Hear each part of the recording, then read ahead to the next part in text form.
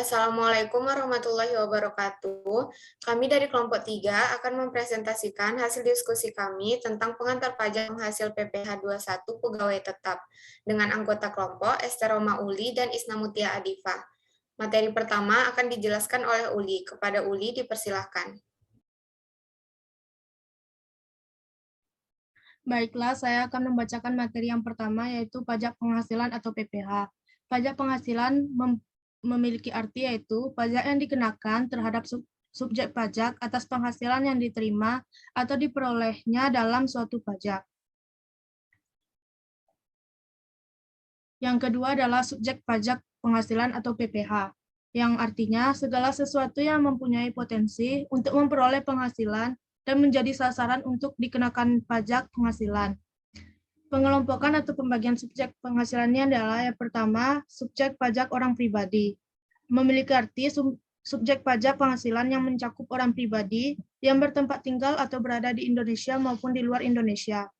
Subjek PPh orang pribadi atau OP ini terdiri dari dua kelompok, yaitu A. Subjek PPh orang pribadi dalam negeri yang memiliki arti berlaku bagi semua yang telah menerima atau memperoleh penghasilan yang besarnya tidak melebihi penghasilan tidak kena pajak atau PTKP, yaitu tidak melebihi 54 juta per tahun. Yang kedua, subjek PPh OP luar negeri. Ini berlaku bagi yang menerima atau memperoleh penghasilan yang bersumber dari Indonesia maupun melalui bentuk usaha tetap di Indonesia. Yang kedua adalah subjek pajak badan atau subjek PPh badan. Badan adalah subjek pajak yang merupakan orang dan atau modal sebagai suatu kesatuan, baik yang melakukan usaha maupun tidak melakukan usaha. Contohnya adalah perseroan terbatas atau PT, CV, perseroan lainnya, koperasi dan firma, dan lain-lain. Subjek PPh badan adalah badan yang didirikan atau bertempat kedudukan di Indonesia, atau badan yang tidak didirikan dan tidak bertempat kedudukan di Indonesia, yang menjalankan usaha atau melakukan kegiatan melalui bentuk usaha tetap di Indonesia. Yang ketiga adalah subjek pajak warisan belum dibagi sebagai suatu kesatuan menggantikan yang berhak. Menurut Undang-Undang PPh Nomor 36 Tahun 2008, yang dimaksud warisan belum terbagi sebagai subjek pajak PPh di sini agar pengenaan pajak atas penghasilan yang berasal dari warisan tersebut tetap dijalankan.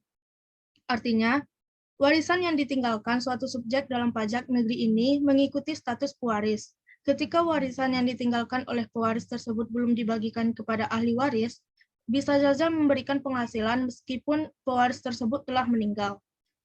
Yang terakhir adalah subjek PPh Badan Usaha Tetap atau BUT. Subjek penghasilan BUT adalah subjek pajak penghasilan yang perlakuan perpajakannya dipersamakan dengan subjek pajak badan dalam negeri.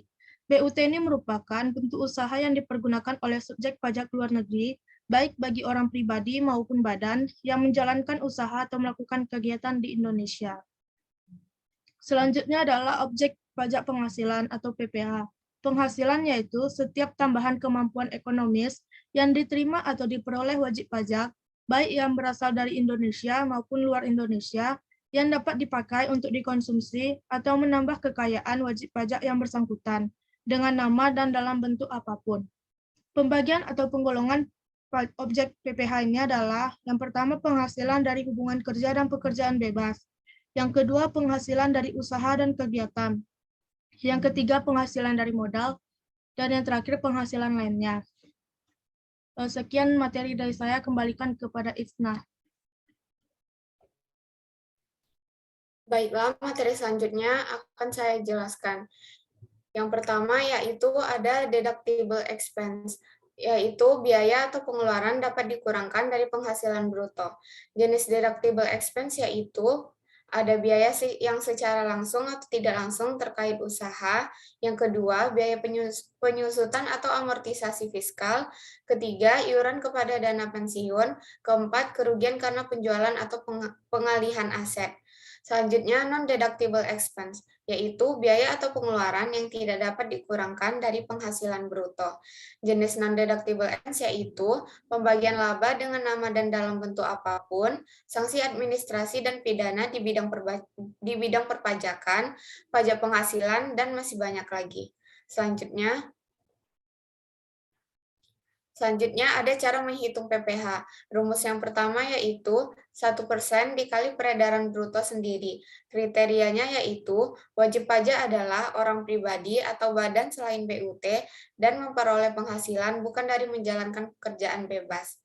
Wajib pajak tersebut memiliki peredaran usaha bruto yang tidak lebih dari 4,8 miliar setahun. Penghitungan dilakukan setiap bulan dan bersifat final.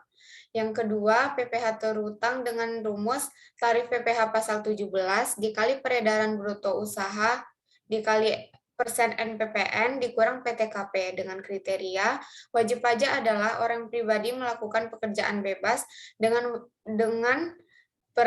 peredaran usaha bruto kurang dari 4,8 miliar setahun. Selanjutnya, wajib pajak menggunakan norma penghitungan penghasilan bruto.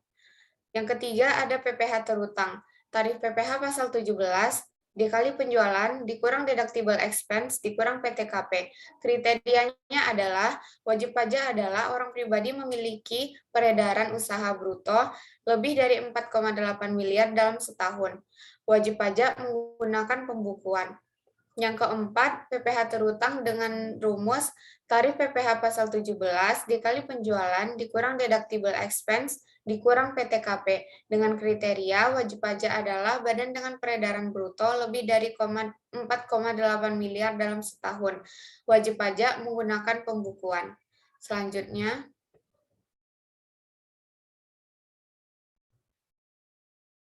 PPh 21 pegawai tetap. Pajak penghasilan pasal 21 atau PPh 21 merupakan jenis pajak yang dikenakan terhadap penghasilan berupa gaji, upah honorarium, tunjangan, dan pembayaran lain yang diterima oleh pegawai, bukan pegawai, mantan pegawai, penerimaan pesangon, dan lain sebagainya. Cara menghitung pajak penghasilan atau PPh pasal 21 tetap yang menerima tunjangan pajak adalah dengan memperlakukan tunjangan pajak sebagai penghasilan pegawai dan ditambahkan pada penghasilan yang diterimanya. Baiklah, sekian presentasi dari kelompok kami. Lebih dan kurang mohon maaf. Assalamualaikum warahmatullahi wabarakatuh.